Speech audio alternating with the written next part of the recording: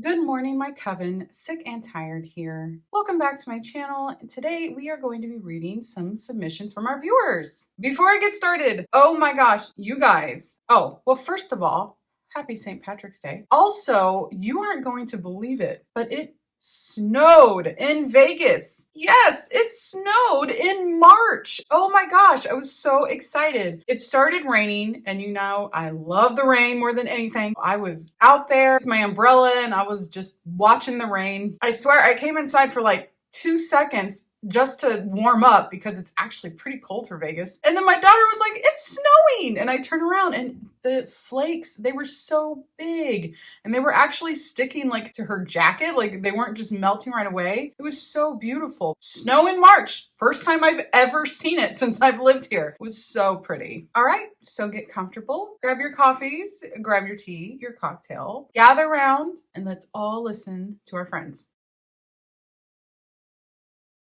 I'd like to stay anonymous for this, but I just want to say that I love your content so much. P.S. I prefer he, him pronouns. A little side note I want to put is that I have a couple undiagnosed physical illnesses, one of which being unexplainable vomiting that used to be very severe, throwing up daily. Goodness. This situation happened a few years back, but I used to be a little chubby and my mom knew I was pretty insecure about it. She was half the reason I was insecure because she would make me tuck my shirt for school and then point out that I had a muffin top, my stomach pudging over my tight skirts. I am so self-conscious about my weight. I always have been. My mom made it feel like if you were overweight, then you just didn't have value as a person. Anyway, eventually I developed this vomiting condition, and in barely 2 months, I lost over 30 pounds. This made me extremely sickly and bony. I ended up being very insecure about how thin I was, and I was venting to my mom about it because I was looking for support. Her response to me was something along the lines of, "It was only 3 months ago you were complaining how fat you were. Now you're complaining about how skinny you are. Pick one." "Whoa, whoa, whoa.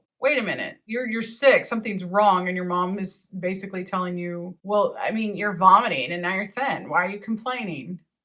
Ew, that reminds me of when I went to see my doctor when I was going through all my illness stuff and we still didn't know what was wrong. My gynecologist, no less. And I told her that I had no appetite and I had lost like 60 pounds because I just don't want to eat. And anytime I do eat, I'm having like aversions to food. And she was like, "Oh my gosh, I'm so jealous." no lie. Those are literally the words that came out of her mouth. And I think I just looked at her like, what? She pretty much just told me to pick a struggle. And when I started crying because of this comment in front of her, she told me to stop looking like a sad dog. I also just want to add that in my 2 or so years of sickness, I've only went to the doctor like 4 times over this matter. And she just dismisses my other chronic illnesses as me being wimpy. Can you just pick a symptom already and just stick with that? Why do you have so many symptoms? Boy, if only. That would be great, wouldn't it? On a more positive note, I've restored my weight and the illness isn't much of an issue anymore. My body image has improved tons. Thank you for sharing my story. Keep it up. Wait a minute. Did you ever figure out why you were getting sick? Or was it one of those things where you just had testing and they were like, no. They said you had a panic attack. Oh my gosh. Well, I'm glad you're doing a little bit better. Are you still getting sick at all? I'm very concerned for you. Hi, my name is Kelly and I am 45 years old and recently got the blinders off my eyes after my mother died of COVID in 2020. Am I allowed to say COVID? Well, I just did. This starts before I was even born. First, my mother manipulated my father, who at the time was a closeted gay man, down the aisle. Then she babysat a little boy and got baby fever. Said to my father, "I want a baby," and proceeded to flush her birth control pills. No freaking way. 9 months later, here I am, just like magic. You see, she didn't want a child. No, she wanted a baby. My father finally came out of the closet when I was 3. They got divorced. It was mutual and they did remain good friends. But when I started getting older and was no longer a baby, I think she realized that this was not what she signed up for. I developed ADHD at the age of 5. I was very hyper. We fought like cats and dogs. We had what she called the homework wars. What does that mean? Like arguing about homework, or because you guys do it like every day? When I became a teenager and started getting bigger and taller than her, I would have flashbacks to our fights when she was bigger. I would snap and we would literally beat the shit out of one another. What is happening? I did go to therapy, but when I would come home and say, my therapist said that you are the root of my problems, she would say, Of course they said that. That's what therapy is. That's what Freud started, to blame everything on the mother. At the age of 14, I lost my father to AIDS. He was only 34. I went into a denial for 2 years. At 16, I had a mental break and went into the hospital for the first time. I was there for 3 months. The first month and a half, she was at juvenile court, giving up custody of me to DCF without me even knowing. Then we had a big meeting with me, my mom, my therapist, and a DCF representative. Now, just to let you know, this is the longest I've ever been away from my mother, ever. I looked at these people and said with tears in my eyes, when am I going home? They said, you're not. Wow. The next month and a half, I kept leaving on day passes to look for a DCF residential to live in, which I did until the age of 19 when I aged out. Then it was a barrage of mental health group homes and homelessness. I finally got my own apartment 14 years ago and control over my Social Security money 5 years ago. I never realized the manipulation that was going on because I was always told, you love your mother no matter what. My mother was one of those, I'm your mother and you respect me because I'm your mother. We see that a lot with people that don't really like the stance that we take. It's your mother. You're supposed to love her. Who cares what she did to you? She's your mom. Thank you for listening, Kelly. P.S. Now I know how I found you. We are both big fans of Click. Yes, I love the Click. I hope you're doing well. Thank you for sharing. And I'm really sorry about, everything you went through, but hopefully you're in a much better place now. I'm low contact and very low emotional contact with my mother. Same. And recently went about 2 years no contact. It was one of the hardest things I've ever done, but I needed time to heal and figure out who I am without the enmeshment, which I'm happy to say I've done a lot of. Good to hear. My mom's sister sent me a message out of nowhere after a few years of not speaking. She said, I love you. I love you. Well, I work in the mental health field, and I know that's a signal to pay attention to. So I answered even though I didn't want to. I said plainly, are you thinking of committing suicide?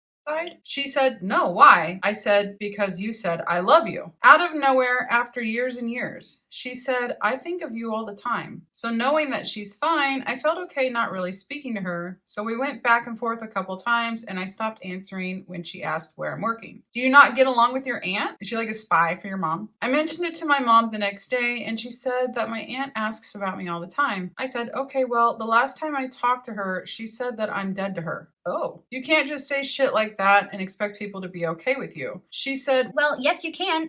at least she's being honest about it. I said, no, you can't, unless the person has a serious guilt problem or some kind of misplaced loyalty problem. She said, Well, if you love them enough, you can. I said, okay, well, I guess I just don't. I gotta love some blunt honesty from someone who usually can't even be honest with herself, but couldn't be me. Thank you for listening. It's been bugging the hell out of me. Enjoy your night. Well, thank you. And I'm always here to listen. Hey Sam, I hope you are doing well. I've recently started watching your channel and I really like hearing your opinion on people's stories. You do? Sometimes I worry that people get mad about my opinions. Oh no. I think I've actually lost a few subscribers just because I'm not a Swiftie. I am Army though. So when I was 8, my mother died. She had cancer for a few years and then she passed. When I was 9, my brother who was 13 started sexually abusing me. This went on for about a year until I told my best friend, who told her mother and eventually my father. I was told at the time it wasn't his fault because of hormones. Oh my God! Nothing happened to that brother and I was never sent to counseling. Of course. Fast forward to ages 14 and then again at 16, another brother did some stuff to me. Again told my father, he shouted at him, but that was all. They're boys. They can't help it. That's just the way they're programmed. But don't say anything because you could ruin their lives. I had a lot of issues after this and started self-harming. Eventually I was sent to counseling, but nothing happened with the brothers. I asked for them to move out for a while since at that point they were adults and I was told no. Since that, my father has told me that I need to get over it.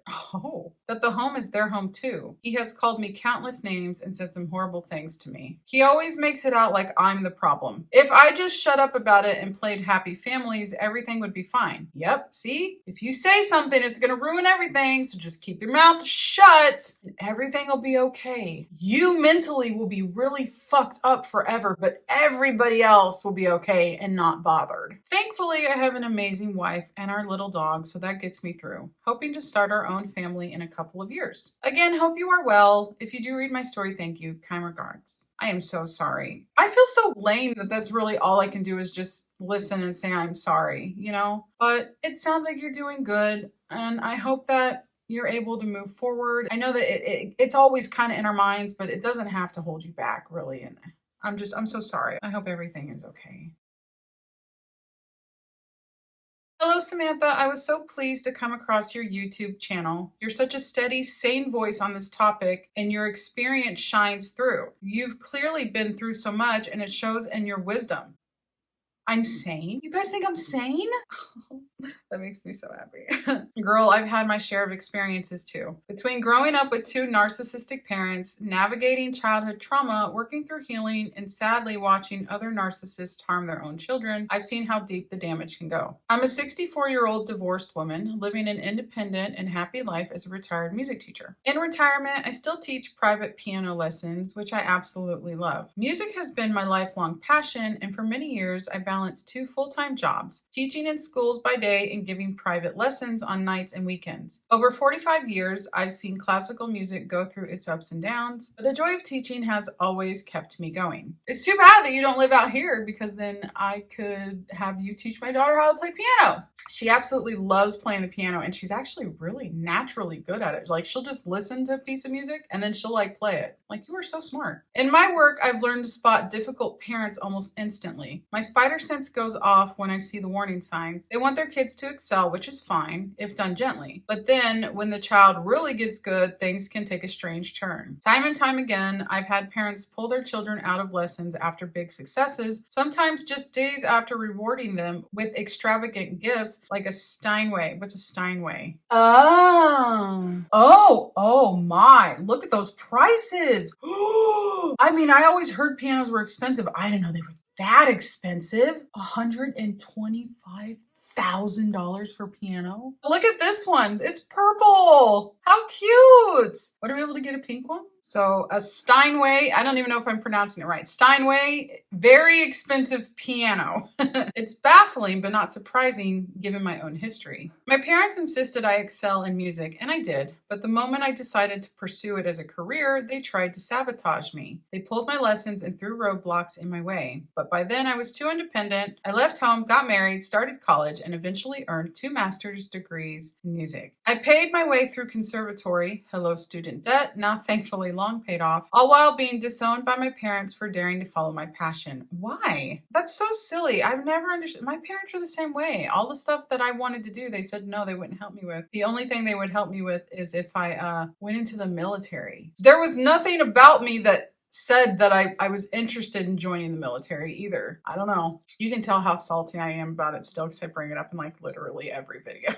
The irony, they still showed up uninvited to my college graduation, which was 500 miles away. My mother somehow found and cornered my mentor, trying to take credit for my success. Thankfully, he knew the truth. I'll never forget the moment I walked up behind her as she tried to play the role of the perfect Minnesota mom. My mentor caught my eye, saw right through her act, and gave me a knowing wink. It was such a moment of validation. Thank you for the work you do in shedding light on these dynamics. Your channel is a gift, and I appreciate the courage and clarity you bring to such a challenging subject. Warm regards, Ellen Aylshire, MM, classical pianist and composer. And look, she sent us her picture too. Hi, Ellen. You guys are always thanking me. And that is so sweet. Thank you so much. I will always be me. I'm too old to worry about what people think of me, and I've been through too much for anybody to try to tell me how I should feel about things. I'm just here to tell you guys what I've gone through, to see if you guys can relate, and for all of us to come together and share and talk. I'm really, really touched when you guys tell me how brave I am, and you guys are always thanking me, because I don't feel brave. I'm a survivor. I'm a survivor. Hopefully bringing together other survivors so we can all come and just really let out our anger and support each other and be there for each other. And I feel like we're doing pretty good. Thank you, Ellen, for sharing. I am so honored to have somebody who is a master musician watching my channel. That is so cool. You should send us a video of you playing. So that is all the submissions I have for you guys today. Thank you so much for watching. I hope that you have a wonderful day wherever you are in the world. Happy St. Patrick's Day. I will see you guys next time. Until then, I hope that your magic is strong and your symptoms are low. Love you guys. Bye.